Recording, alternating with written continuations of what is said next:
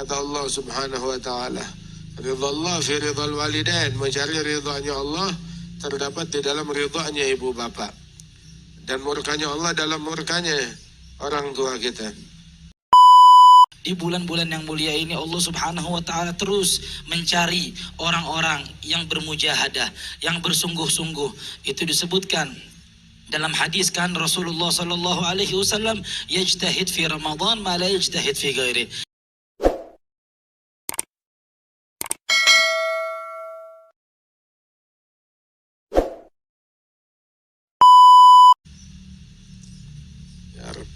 يقول هنا الحبيب علي bin Muhammad al-Habsyi di malam ke-9 Ramadan seperti malam kita ini, itu seseorang kalau hubungannya dengan Allah, hubungannya dengan Nabi kuat, maka dia bakal meraih keberuntungan yang abadi.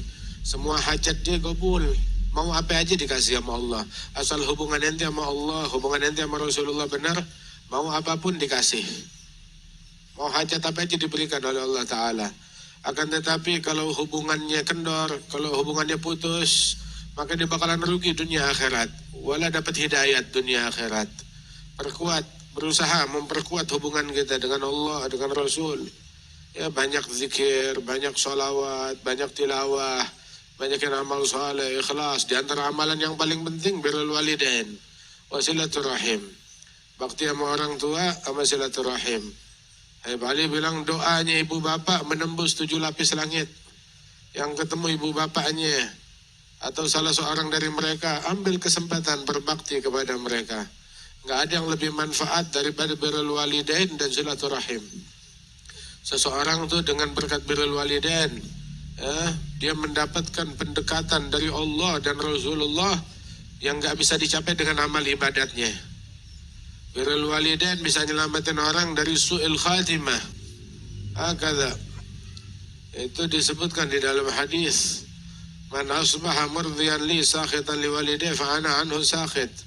Barang siapa yang membuat ibu bapaknya, barang siapa dia membuat saya ridha, tapi dia melakukan amalan yang lain yang membuat ibu bapaknya murka, maka saya enggak ridha kepada dia, saya murka.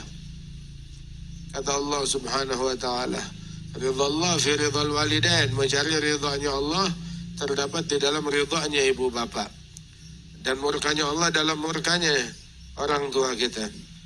Amalan yang cuma kostum, cuma kemasan, nggak bisa menyampaikan orang kemana-mana kecuali dengan hakikat daripada amalan tersebut seperti birrul walidain ini. Pak Ali bilang, andaikan saya masih ngalamin salah seorang dari ayah saya atau ibu saya bakal berikan kepada dia semua yang saya punya. Mau harta saya, mau apa saya kasih.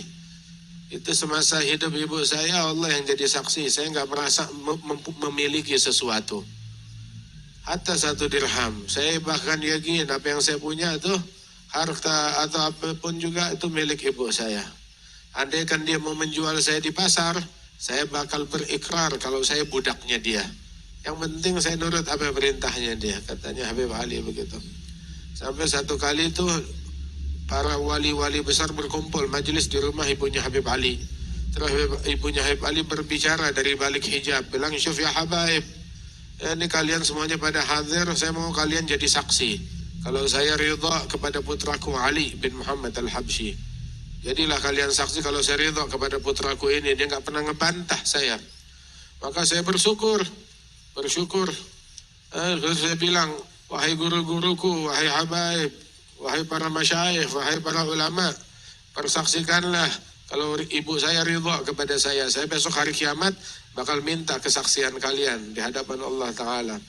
Saya dulu waktu masih kecil, kata Habib Ali, kalau baca sirahnya, managib, riwayat hidup para salaf, para wali-wali, saya ngelihat ada perkara yang menakjubkan. Saya pulang kepada ibu saya bilang, Umi, ngadep kiblat, angkat tangan, doain saya dengan doa ini. Bilang, ya Allah, berikan kepada putraku Ali bin Muhammad al-Habsyi akhlak ini, ilmu ini, kewalian ini, perangai ini, begitu. Dan saya mengaminkan doanya beliau. Kenapa? Sebab doanya manjur. Nggak, barang siapa yang hubungannya dengan orang tuanya bagus, maka dia beruntung dunia dan akhirat. Tapi kalau hubungannya bobrok dengan orang tuanya, rugi dunia dan akhirat. Manusia demi mencapai ridha ibu bapaknya, dia jual segala yang dia punya, hatta bajunya. Kalau dia nggak punya apa-apa, hatta dia jual bajunya demi ridha ibu bapaknya. Qadha rabbuka alla ta'budu illa iyyahu bil walidaini ihsana. Allah Ta'ala telah menetapkan jangan kita menyembah kecuali hanya kepada Allah. Dan prioritas kedua, bil walidaini ihsana, birrul walidain, berbuat ihsan kepada ibu bapak. Diajarin di Quran cara berucap dan cara bersikap. Ucapan yang santun. Qul lahuma qawlan la taqul lahuma uff wa la tanharhuma. Jangan ngebentak mereka, jangan angkat suara kepada mereka. Hatta ucapan uff yang menunjukkan kejenuhan, capek, pegal. Jangan. Ucapkan kepada mereka qawlan karima, ucapan yang santun, yang mulia. Terus dalam sikap ikhfid lahum janahadzul, merendah karena rahmat dan cinta dan kasih sayang. Terus juga di belakang mereka, Rabbirhamhuma kama rabbayani shaghira, ya Allah rahmati mereka sebagaimana mereka mendidik aku ketika aku masih kecil. Wahakadha, barang siapa yang mau rezekinya lancar, umurnya panjang, bakti kepada orang tua, sambung silaturahmi. Silaturahmi itu bikin harta berkah, bikin umur panjang. Nggak manfaat, nggak guna kita sedekah kepada yang jauh, tapi kerabat kita yang dekat, mereka membutuhkan. Orang terharamkan dari pahala besar gara-gara nggak tertib dalam beramal. Dia sedekah kepada yang jauh, kerabatnya itu abahnya, ibunya, saudaranya, pamannya, bibinya, lebih membutuhkan. Dia nggak bersedekah kepada mereka, orang-orang yang dekat tersebut. Karena itu tertib dalam beramal itu sangat penting sekali. Kata berupayalah berbakti kepada orang tua. Amalkan ilmu. Ilmu kalau nggak didampingi dengan amal menjadi bukti yang memberatkan kita di pengadilan Allah Subhanahu wa Ta'ala. Terus Habib Ali cerita ada satu pemuda di zaman Nabi Muhammad namanya Alqamah. Itu kisah ma'rufah. Itu istrinya Alqamah datang, dikirim orang kepada Rasulullah, ya Rasulullah suami saya sakit keras, sekarat, udah mau mati. Saya cuma mau ngabarin gitu aja. Maka Nabi kirim utusan, cek keadaannya Alqamah. Dikirim Sayyidina Ammar, Sayyidina Ali, Sayyidina Bilal. Berangkat ke sana. Lihat betul, ada sakaratul maut. Akhirnya ditalkinkan kalimat la ilaha illallah, nggak bisa ngomong. Suruh ngomong yang lain bisa, tapi suruh ngucap la ilaha illallah nggak bisa. Akhirnya mereka berpikir ini sial, nggak tahu kenapa. Akhirnya utus Bilal ngadep kepada Nabi, laporkan. Lapor Bilal kepada Rasulullah, ya Rasulullah, Alqamah nggak bisa ngucap la ilaha illallah. Ajib. Dia nggak pernah luput salat jamaah bareng Nabi, nggak pernah luput majelis bersama Nabi. Kalau sedekah nggak pakai hitung-hitungan. Nabi nanya, dia punya bapak, punya ibu? Bilang abahnya udah meninggal, ibunya masih ada, udah sepuh. Bilang samperin ibunya, uminya Alqamah, kirim salam dari saya. Kalau dia bisa datang sini, saya mau ketemu. Kalau enggak, saya yang datang. Maka ibunya bilang, nafsi li nafsihil fida, saya yang bakal jadi tumbalnya Nabi Muhammad. Saya yang lebih berhak untuk datang, bukan Nabi yang datang ke sini, saya yang datang. Diambil tongkatnya, jalan dengan susah payah, ngadep kepada Rasulullah. Kasih salam, dijawab oleh Nabi Muhammad, duduk di hadapan Rasul. Nabi langsung nanya, jujur, kalau kamu bohong, datang wahyu dari Allah kepada saya. Saya minta kamu jujur. Kaif hal Alqamah? Gimana keadaannya Alqamah? Bilang ya Rasulullah, dia sholatnya sekian, puasanya sekian, sedekahnya sekian. Sedekah tuh, kalau dia sedekah ngambil duit, dia nggak lihat lagi berapa. Nggak tahu timbangannya berapa, dia main sedekah begitu aja, saking banyaknya. Dermawan, karam. Nabi nanya, yang saya tanya, hubungan kamu sama dia bagaimana? Bilang ya Rasulullah, terus terang saya murka sama Alqamah. Saya murka sama dia. Loh kenapa? Bilang dia lebih mengutamakan istrinya daripada saya. Mematuhi istrinya dalam hal-hal dan rela melanggar ngebantah saya. Maka Rasul bilang, ini murka ibunya yang menghijab lisannya Alqamah, nggak bisa mengucap kalimat syahadat. Rai Bilal, sana jalan, kumpulin kayu bakar yang banyak ya, terus bakar Alqamah pakai api. Ibunya dengar gitu kejerit, ya Rasulullah, anak saya, buah hati saya, engkau bakar dengan api di hadapan saya, mana mampu saya. Bilang, ya wahai ibunya Alqamah, azabnya Allah, nerakanya Allah lebih dahsyat ya, daripada api dunia ini. Kalau kamu mau selamat dia dari apinya Allah, mau diampunin oleh Allah Ta'ala, gampang, ridholah sama dia, maafin dia. Akhirnya si ibu, memang dasar rahmatnya, kasih sayang seorang ibu kepada anak, dia bilang, alladzi nafsi biyadih, demi Allah nyawaku di tangannya, saya ridha kepada Alqamah. Nabi bilang, terus terang, sholatnya Alqamah nggak guna, sedekahnya nggak guna, selama kamu murka sama dia. Akhirnya ibunya mengangkat, ya Rasulullah, aku mempersaksikan Allah dan mempersaksikan engkau dan semua yang hadir kalau saya telah ridha kepada Alqamah. Rasul bilang, Bilal, samperin lagi ke rumah Alqamah. Kalau dia bisa ngucap la ilaha illallah, berarti benar ibunya ridha. Kalau kagak, ya berarti emang nggak benar-benar ridha ibunya. Begitu Bilal sampai depan rumahnya Alqamah, kedengaran dari luar kamar Alqamah berucap la ilaha illallah. Bilal masuk, bilang kepada Sayyidina Ammar bin Yasir, Sayyidina Ali bin Abi Thalib. Beliau bilang bahwasanya yang murka ibunya Alqamah yang menghijab lisannya Alqamah dari syahadah, dan ridhanya dia yang membuat lisannya Alqamah bisa mengucap 2 kalimat syahadat. Itu birrul walidain, nyelamatin orang dari su'il khatimah. Ayah, birrul walidain, bakti kepada orang tua kita ya. Kita tahu kita banyak kurang, namanya orang kadang tuh orang tua macam-macam, beragam. Ada orang yang diuji sama anaknya, ada orang yang diuji sama bapaknya, ada orang yang diuji sama ibunya, ada orang yang diuji sama mertuanya, ada orang yang diuji sama istrinya, ada orang yang ujiannya itu diuji sama suaminya, ada orang yang diuji sama tetangganya, begitu. Ada yang diuji sama gurunya, ada yang diuji sama muridnya. Ujian orang macam-macam. Tapi ini pahala yang gede, tantangannya besar. Bilang ini berat, tantangannya berat, nggak kuat saya sama dia. Tapi akses kita ke surga ya situ, lewat situ. Huma jannatuk au naruk. Mereka adalah surganya kamu atau nerakanya kamu. Seorang minta izin berjihad, Nabi bilang, kamu punya ibu bapak? Punya. Fafihi ma fajahid. Jihadnya kamu bukan di medan perang. Jihadnya kamu adalah di dalam bakti kepada orang tua. Jihad lawan nafsu kamu, nunduk patuh kepada orang tua. Ada jihadnya kamu. Nah, kata ya, ayo kita beristighfar kepada Allah Ta'ala. Ini malam ke-9, bentar lagi ini sepertiga Ramadan habis berlalu, kita masuk ke sepertiga yang kedua. Mudah-mudahan Allah Ta'ala ampunkan dosa-dosa kita. Qulu jami'an astaghfirullah min taqsiratina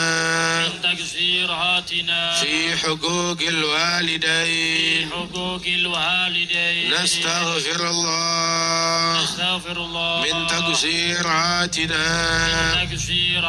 fi huquqil arham nastaghfirullah min taqsiratina في حقوقك نستغفر الله من تقصيراتنا في حقوق رسوله نستغفر الله من تقصيرنا في حقوق المسلمين والمسلمات والمؤمنين والمؤمنات اللهم أعنا على أداء الحقوق كلها برحمتك يا أرحم الراحمين. Alhamdulillah wassalatu wassalam ala sayyidina Rasulillah Muhammad bin Abdullah wa ala alihi wa sahbihi wa man walah. Kita bersyukur kepada Allah Subhanahu wa taala di malam hari yang mulia ini.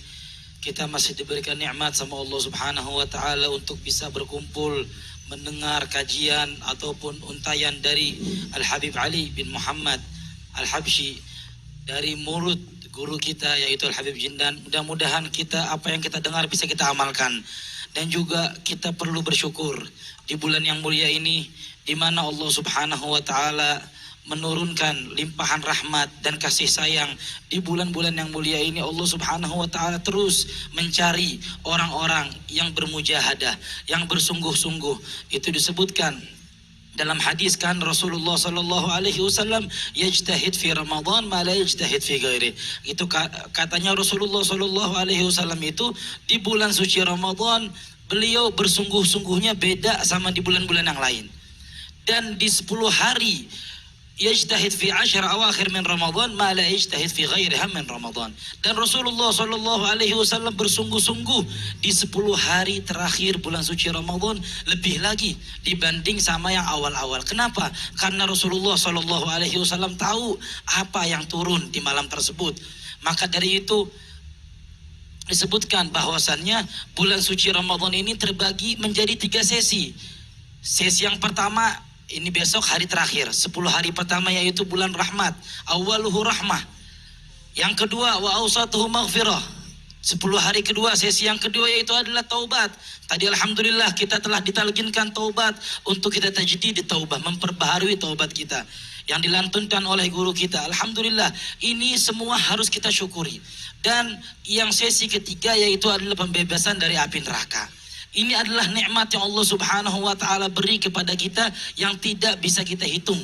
Itu disebutkan dalam Al-Qur'an, "Wa ma bikum min ni'matin faminallah. Wa in ta'uddu ni'matallahi la tuhsuha." Kita kalau mau menghitung nikmat yang Allah Subhanahu wa taala berikan kepada kita di dalam nikmat dalam diri kita, dalam waktu kita, dalam tempat yang kita berkumpul bersama mereka orang-orang soleh, kita bersyukur sampai saat ini guru kita masih mau mengajari kita dengan otak yang bebel. Kita sekarang datang nih dengan hati yang kotor, otak yang bebel, nggak punya apa-apa, tapi kita datang ke tempat yang mulia ini untuk apa? Untuk mempunyai niat. Mudah-mudahan datangnya kita ke tempat yang ini, ke tempat yang mulia ini dengan hati, keluar dari tempat yang mulia ini mudah-mudahan hati kita bersih dan juga otak kita keisi sama agama. Kenapa? Karena sungguhnya nanti di hari kiamat orang-orang yang diazab mereka adalah orang-orang yang enggak mengambil kesempatan kepada orang-orang alim. Orang alim depan matanya dia enggak datengin. Orang alim tetangganya dia enggak datengin. Tempat majlis ilmu sebanyak-banyaknya dia enggak datengin. Ini adalah orang-orang yang nanti diazab sama Allah Subhanahu wa taala. Maka dari itu, jangan sampai kita buang kesempatan kita di bulan suci Ramadan, bulan yang mana Rasulullah sallallahu alaihi wasallam dahulu dari bulan suci Rajab Rasulullah sallallahu alaihi wasallam sudah berdoa, ya Rabb, Allahumma barik fi Rajab wa Sya'ban wa balighna Ramadan. Ya Rabb, berkahilah kami kata Rasulullah sallallahu alaihi wasallam di bulan Rajab dan di bulan Sya'ban dan sampaikanlah kami ke bulan suci Ramadan. Ada apa di bulan suci Ramadan? Kok Rasulullah sallallahu alaihi wasallam meminta sampai segitunya sama Allah Subhanahu wa taala? Kenapa? Karena di bulan suci Ramadan terdapat yang tidak ada di bulan-bulan yang lainnya. Terdapat di situ nuzulul Quran, turunnya Al-Quran di bulan suci Ramadan dan juga turunnya malam Lailatul Qadar di bulan suci Ramadan. Maka dari itu hikmah daripada tidak dikasih waktu kapan datangnya Lailatul Qadar biar apa? Biar kita semua mencari-cari, nataragab. Untuk kita mencari-cari terus setiap malam pertama, malam kedua, malam ketiga terus sampai malam ke-30 kita mencari-cari kapan sih datangnya malam Lailatul Qadar. Untuk apa? Untuk setiap manusia bisa tahu kalau seandainya dia dari awal bulan suci Ramadan sampai akhir bulan suci Ramadan dia sholat taraweh, dia sholat sunnah, dia tahajud qiyamul lail, nggak mungkin, mustahil ini orang nggak dapat Lailatul Qadar. Maka dari itu kita minta sama Allah Subhanahu wa taala mudah-mudahan di malam hari yang mulia ini kita enggak keluar melainkan kita punya penyakit, kita punya dosa diampuni oleh Allah Subhanahu wa taala. Allahumma ja'alna hadza jam'an marhuma, tafarraqna min ba'dihi tafarraqan ma'suma, wa la taj'al fina wa la minna wa la ma'ana shay'in wa la mahruma bi rahmatika ya arhamar rahimin. Wa sallallahu ala sayyidina Muhammadin wa ala alihi wa sahbihi wasallam walhamdulillahi rabbil alamin. ألا يلا بنظرة من العين رحيمة تداوي كل ما فيه من أمراض سكيمة لا يلا بنظرة